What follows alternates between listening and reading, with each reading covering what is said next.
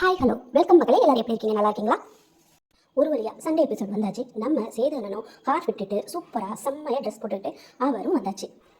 அடுத்து என்ன? சனிக்கிழமை கேட்காதெல்லாம் இன்னைக்கு எல்லாத்தையும் வறுத்து எடுத்துகிட்டு போகிறாரு. ஸ்கூல் டாஸ்க்கு, மாக்கிங்கு, அது மட்டும் இல்லாமல் இந்த டபுள் மீனிங் மேட்டர்லாம் வரும்னு நினச்சி பார்த்தா அங்கே தான் சேதுவண்ணன் ஒரு ட்விஸ்ட்டை வச்சாரு. ரொம்ப வளவள கொலன்னு எதையுமே எடுத்துக்காம சுமூகமா ஸ்மூத்தா பேசி டாடா பை பைன்னு சொல்லிட்டாரு டக்குன்னு.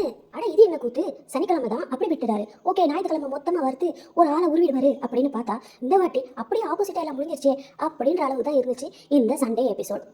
சேதுவனுக்கு கண்டென்ட் தெரியலையா இல்ல பேசி பிரச்சனை இருக்க வேணாம்னு நினைச்சிட்டாரான்னு தெரியல. டப்புன்னு அருணோட கேப்டன்சி எப்படி இருக்குன்னு ஒரு கேள்வி கேட்க ஆரம்பிச்சிட்டாரு. உடனே எல்லாரும் மாறி மாறி எந்திரிச்சு அருணுக்கு என்ன, அருண் செம்மையா பண்ணாரு, அப்படி பண்ணாரு, அமைதியா இருந்தாரு, இப்படி இருந்தாரு அப்படின்னு சொல்ல ஜாக்லினையும் ஜெஃப்ரியையும் எழுப்பி எப்படி பாருந்துச்சு அருணோட கேப்டன்சி.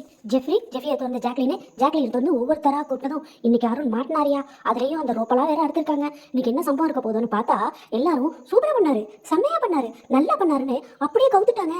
என்னம்மா நீங்க தானம்மா சொன்னீங்க பேச விட மாட்டேங்கிறாரு, அவரே பேசிட்டு இருக்காரு, அந்த மாதிரிலாம் சொல்றீங்க, இந்த மாதிரி டாஸ்க் பண்றாரு, அது மாதிரி அர்ஜென்டா இருக்காரு சொன்னீங்களேம்மா அப்படின்னு. இல்ல அது வந்து அவர் ஸ்டூடெண்டா இருக்கும்போது பண்ணினேன், ஆனா கேப்டன்சி செம்மையா பண்ணாரு அப்படின்னு சொல்ல உடனே நம்ம பிரின்சிபல் அம்மா எந்திரிச்சு அவர் கேப்டனாலாம் நடந்துக்கல, ஸ்டூடெண்டா தான் நடந்துட்டாரு, சில சமயம் ஸ்டூடெண்டா சில சமயம் கேப்டனா அப்படின்ட்டு ஒரு மாதிரி குழப்பி பேசுறதும் நம்ம சேதுவண்ணனே குழம்பி போயிட்டாரு. என்னப்பா ஜெஃப்ரி முத்து நீங்க சொல்லுங்க அப்படின்னா அவர் சிறப்பா பண்ணினாரு, செம்மையா பண்ணாருன்னு அவங்கவுங்க பாடியில் அவங்கவுங்க சொன்னதுக்கு அப்புறமும் அதுக்கு மேல வேற எதுவும் இதுல நோண்டதுக்கு இல்லைன்னு சேதுவண்ணனும் விட்டுட்டாரு. என்னண்ணா இப்படி டக்குன்னு விட்டுட்டீங்க, இதெல்லாம் பத்தாதுன்னு ஆடியன்ஸ் வேற எழுப்பி ரெஃபர்லாம் எடுத்தீங்களா, அந்த ரெஃபரன்ஸ்ல எல்லாம் ஏதாவது ஒன்று கேட்டிருக்கலாமே, பத்தாதுக்கு நினப்பு காட்டுங்க அப்படின்னு வேற ஆடியன்ஸை சொல்லிட்டு கடைசியில் நீங்களே இப்படி பண்றது முறையான. சரி, ஸ்கூல் டாஸ்க்கை பற்றி ஏதாவது சொல்லணும்னு நினைக்கிறீங்களா அப்படின்னு சொல்லி நம்ம ஜாக்லினை எழுப்பி விட்டாரு. ஜாக்லினை எழுப்பி விட்டாரா, என்ன நடக்க போகுது அப்படின்னு தானே நினைக்கிறீங்க? நம்ம ஜாக்லின் சும்மாவே ஒரு படியில் ஏறுனா அடுத்து 10ஆம் படி 16ஆம் படின்னு டப்பு டப்பு டப்பு டப்புன்னு ஜம்ப் ஆகிறாள். ஒரு வேளை ஜாக்லினை எழுப்பிட்டா நல்ல கண்டென்ட் கிடைக்கும்ட்டு எழுப்பி விட்டாரோ என்னமோ தெரியல. ஆனால் வழக்கம் போல ஜாக்லின் அதை தவிர மற்ற எல்லா விஷயமும் செம்மையாக பேசினாங்க. ஆனால் ஒன்றுமே புரியலங்க. கடைசியில் இந்த ஸ்கூல் டாஸ்கில் என்னதான் நடந்துச்சு அப்படின்னு ஒரு முடிவு சொல்லுங்கண்ணே அப்படின்னு பார்த்தா அங்கங்கே வன்மமாக இருந்துச்சு, ஆட்டம் பார்க்க சுமாராக இருந்துச்சு, ஆனால் பார்க்க நல்லா இல்லை, மாற்றிக்கங்க கொஞ்சம் அப்படின்னு பட்டும் போடாமல் துப்பும் போடாமல் அண்ணன் முடிச்சுட்டு போனது தான் ஒன்றுமே புரியல. இது எதை குறிக்குது? சரி விடுங்க, இந்த வாட்டி நம்ம சேதனை யாருக்குமே புரியாத அளவுக்கு ஒரு ஷோ நடத்தி முடிச்சிட்டாரு. அடுத்து அப்படியே கட் பண்ணி தள்ளுனா எலிமினேஷன் ரவுண்ட் வந்துச்சு. எலிமினேஷன் இந்த வாட்டி யாரும் எவிக்ட் ஆகிறா அப்படின்ற விஷயம் தான். அதில் எவிக்ஷன்ல புதுசாக ஏதோ கொண்டாடுறது அங்கே ஒரு போர்டை வச்சு பாஸ்வேர்ட் பார்க்குற மாதிரி அவங்க நம்பர் எழுதி இருக்கா இல்லையான்னு பார்க்க சொல்லிட்டாங்க. அதில் ஒருத்தரோட நம்பர் தான் இல்லை, அது வேற யாரும் இல்லை, நம்ம ரியா தான். பாவம் அந்த பொண்ணு வந்ததே இந்த ஒரு வாரம் தான், ஏதோ ஒரு வாரத்தில் அவங்களா சேவ் பண்ணி ஓடிட்டு இருந்துச்சு. அடுத்த வாரத்தில் அதோட திறமையை காட்டுறதுக்கு முன்னாடியே இப்படி எவிக்ட் ஆனது மனசு கொஞ்சம் கஷ்டமாக தான் இருந்துச்சு. அதுலேயே அந்த பொண்ணு கும்படி அழுதுருச்சுன்னே சொல்லலாம். அதில் நம்ம கண்ணே கலங்கிடுச்சுன்னா பாருங்களேன். ஏன் பிக் பாஸ் இது என்னமோ எனக்கு பிளானிங் மாதிரி இருக்கே, ரிவீல் பண்ணுறவங்களாம் உள்ளே போட்டு ஏண்டா வெளியில் எங்களை நீங்கள் ரோஸ் பண்ணி அடைக்கிறீங்க, உள்ள நாங்கள் எப்படி ரோஸ் பண்ணுறோம் பாருடா அப்படின்ற மாதிரி இருக்குது இந்த எவிக்ஷன். ஏன்னா இதே தானே நம்ம ரவிச்சந்திரன் அண்ணனுக்கும் நடந்துச்சு. பாவரியா எல்லாரும் கனவு கண்டுட்டு இருக்காங்க, ஆனால் எனக்கு இவ்வளவு சீக்கிரம் கிடச்சிருச்சே, அந்த சந்தோஷத்தை நிலைக்க விடலையேன்னு அந்த பொண்ணு சொல்லி அழுதுட்டு அந்த டிராஃபியை உடைக்கும்போது நம்ம மனசே கலந்துச்சு.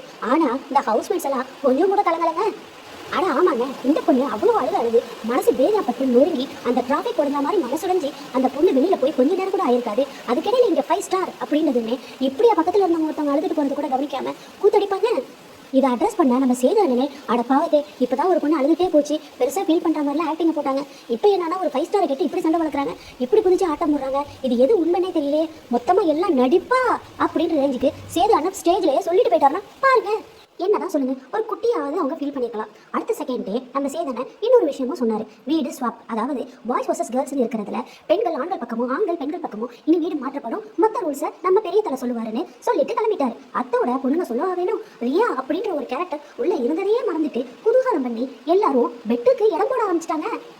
துண்டு போட்டு இடம் பிடிக்கிற ரேஞ்சுக்கு ஆளாளுக்கு எல்லாம் ரூமை மாற்றி பெட்டுக்கு இடம் பிடிச்சிட்டு அவங்கவுங்க செட்டில் ஆயிட்டாங்கன்னே சொல்லலாம். இப்படியாக ஒரு வித கிரிஞ்சோட இந்த சண்டே எபிசோட் முடிஞ்சிருச்சுன்னே சொல்லலாம். இவ்வளோதானா அப்படின்னு நினைக்காதீங்க. நம்ம கண்டஸ்டனும் சரி ஷோவும் சரி இத்தோட முடிய போறதில்ல, இன்னும் இருக்கு. அடுத்தது என்ன நடந்துச்சு, நைட்டு என்ன பேசுனாங்க அப்படின்ற வீடியோவும் ஆண்டி வேலை இருக்கு, பார்த்துட்டு எப்படி இருக்குன்னு சொல்லுங்க.